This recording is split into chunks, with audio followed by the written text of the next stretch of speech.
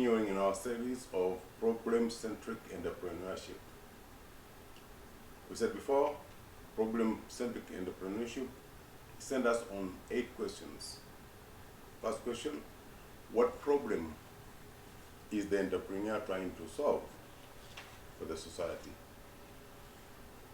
Second question, who owns the problem? Third question,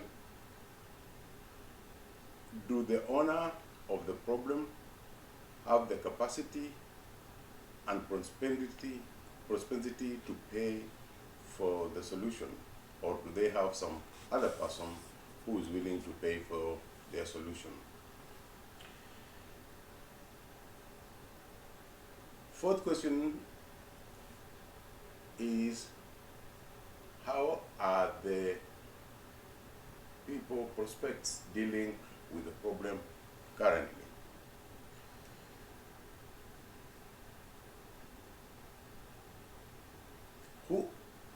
Fifth question is, who is providing the solution to the problem? Because all problems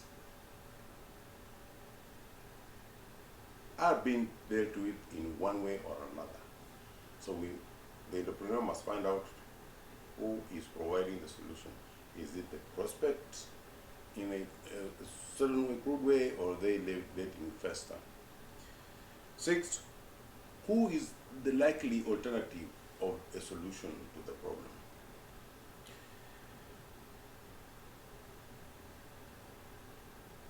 The seventh question, where would the problem be solved better by the solution being provided by the entrepreneur?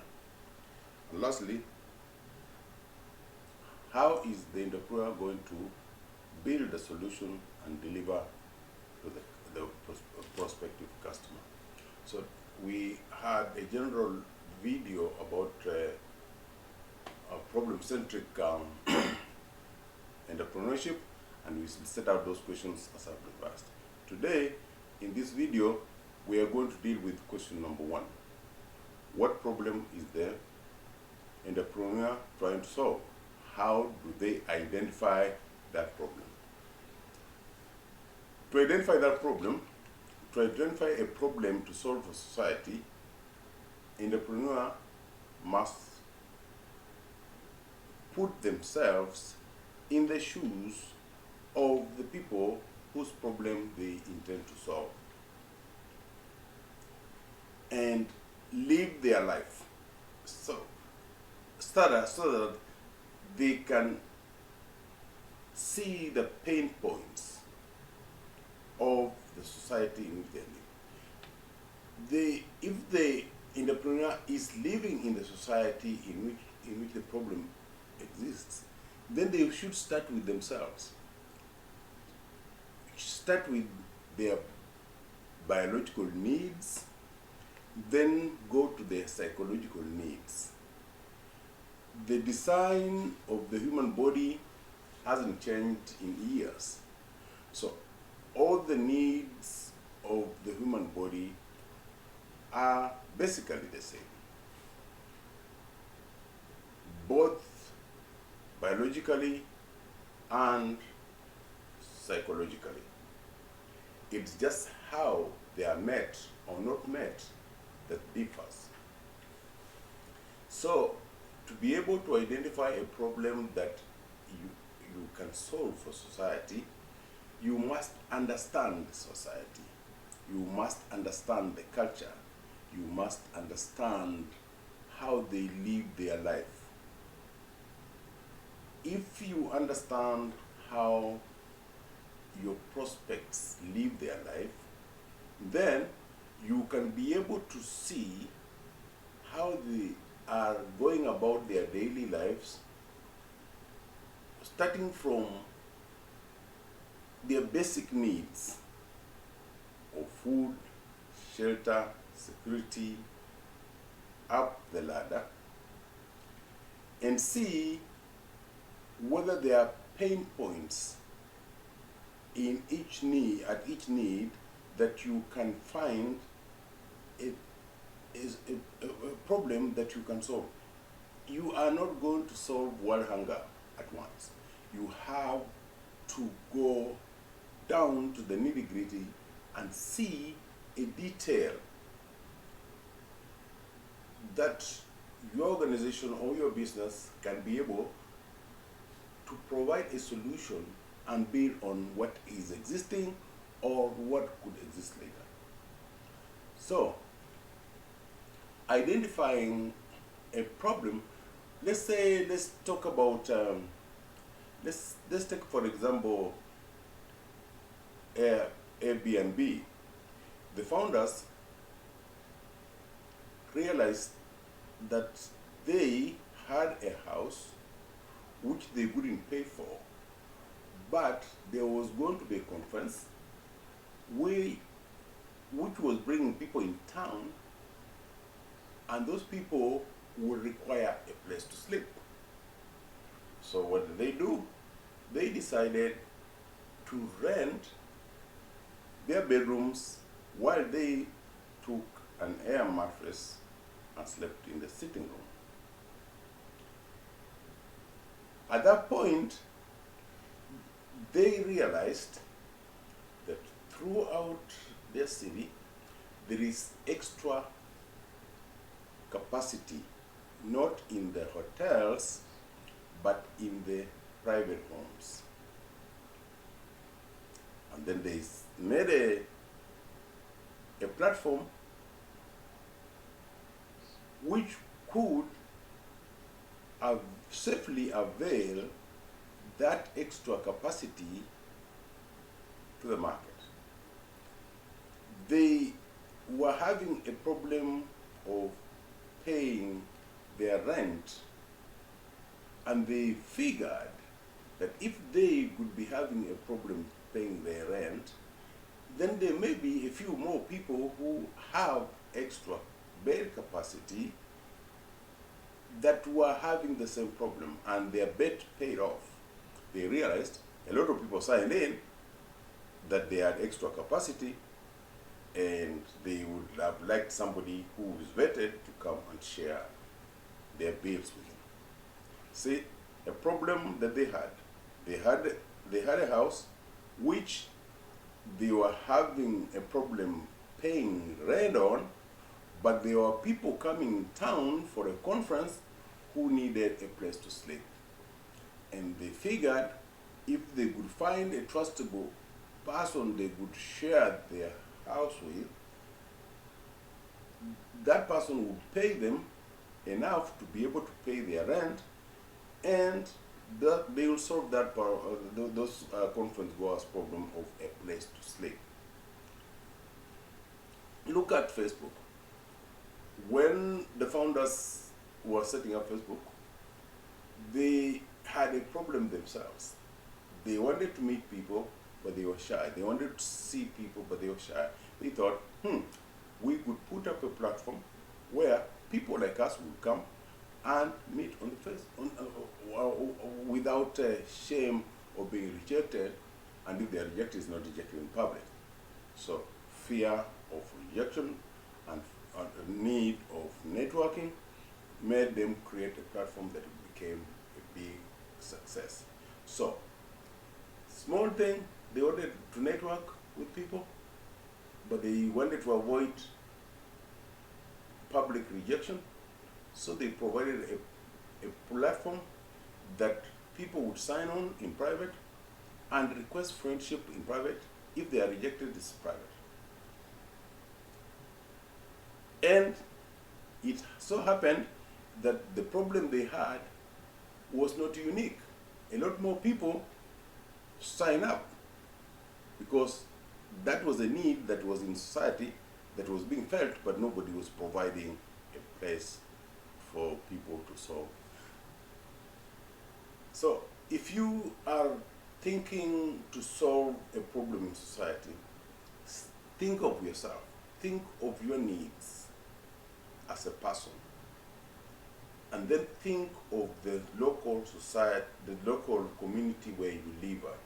Think of their needs as people. See where there are pain points. Most of the time people will complain about, oh, this community is not clean. But that is an opportunity. Maybe you need a trash collection service. Or people complain there is no water. Maybe there is need for a water delivery service. So looking at the complaints that are in society of what people need, you would identify a need that can meet everybody's. You can identify a problem that would meet a lot of people's need, and find yourself a niche where you could thrive in business. So the problem-centric entrepreneurship aims to solve social and individual problems. And to be able to solve individual and social problems, you need to know them. One other point here, if you are solving your problem, you better be ready to pay for it. That's called a hobby. If you are solving a problem you like, that's called a hobby. Or doing something you like, that's called a hobby, and you have to pay for it. But if you are looking to do something that somebody else will pay for, then you must be solving their problem, not your problem. That's the biggest misconception about business, that you do what you like. When you do what you like, you pay for it. When you do what people need, they pay for it. And to be able to solve a problem that people have, you must know them. If you are not part of them. So I think that starting from the society in which you live is much better than trying to solve a problem for people you don't know yet. After you have solved the problem for the people you know, like Facebook solved that networking problem for the university in which the founders were, is people they knew. And then they scaled it because people liked it. Okay? Airbnb was started in the city where the founders lived, with their friends, with people they knew, and then they expanded out.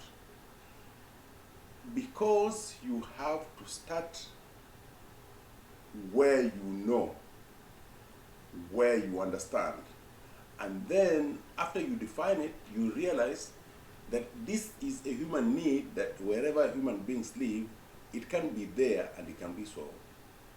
Same thing as Uber. Uber, the extra capacity of private vehicles was always there.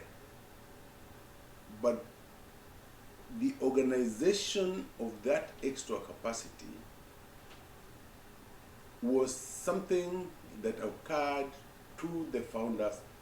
They looked at the society and found that people owned cars, and they went and parked them, drove them to work and parked them for 8 hours, and then drove them back home. At the same time, those vehicles were on loan, they were being paid for, but they were staying idle for 8 hours as these people were at work. Or they were staying idle as these people were off just sitting. So they decided, if we can sign up some people with private vehicles to provide transportation for those people who don't have transportation, or who do not want to go with their cars where they are going because of parking or traffic, then we have an opportunity there. So, identifying a problem in society that you can solve to create a business requires you to know the society, the local society first, your local market, to be able to understand yourself. Let's talk about Solar City. When Elon Musk started Solar City, he had realized that that the sun is always there. People required electricity in their homes, but a lot of people, or every house has a roof which has the sun almost 12 hours a day, every day. And if he could get these people to accept solar panels on their roofs, then they could solve the electricity problem using the sun, which is free. You understand the understanding of the society of where they live. The Solar City does not force people to change anything about their life other than accept a panel on top of their roof, which is designed such that it doesn't look any different from the roof that nobody is sitting there. But then it is generating electricity and cutting the cost of the house owner's electricity. So you see,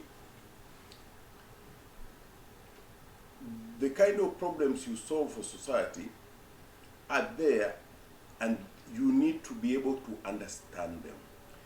Whether you are doing this business in the United States, or you are doing it in Africa, or you are looking for a partner in Africa to be able to solve a problem there, it is the same thing.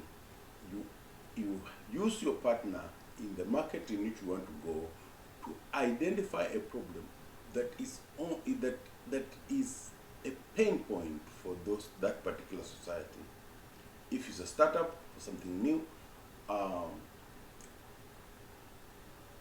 or if you want to scale your solution from your community to other communities, you need to be able to understand, to see how the others will take it, depending on their culture, depending on their lifestyle. So understanding them is important. Finding out whether solving that problem that you intend to solve is important enough to them is also important. But if you have proved the concept in your local community, it's almost a done deal that it will also prove successful in other communities, because it most probably is meeting a human need. One sure way of not being successful is forcing a solution that is looking for a problem. That you will have to advertise hard, force people to buy it, but if it's something that is a solution that is solving an already identified problem, the people will come to you for it. So, looking for ideas to do business should be asking yourself what problems your local community has and which ones the majority are feeling and they can pay for. Whether they pay for the solution directly from their pockets or using their tax dollars. But it must be a problem that they are seeking a solution for, not a solution that you are ramming to them. Because that will not be sticky. If they don't understand the problem, or they don't feel the problem, they have no pain on that problem, then they will not come again. And for a business, you need a problem that is reoccurring. Like, people need to eat every day, okay? So, if you are providing food, that means they buy from you every day, because your business has to run every day. If you are providing transportation, if you are providing networking, if you are providing housing, that is something that need to be met every day. So identifying a problem for your business, it should not be a one-time deal. If it's a one-time deal, maybe you're doing a project and you complete it, that's all fair. That's fair. But if it's a business that you need to have perpetual existence, then it should be a problem that is a result of human living. Okay? You just sit down, do your biology, and say that somebody needs food, somebody needs clothing, somebody needs security, somebody needs to travel, somebody needs to socialize. Okay, they will have children, and children need to have clothes, they need medication, they need health. You see, all those things, after you list them and you narrow down to where there is actual problem, because all this, because they are age-old problems, they must have solutions somehow in the society. But there must be an opening for you where the problem, the solution they have for that particular problem can be improved on, or can be done up better. So I think that that is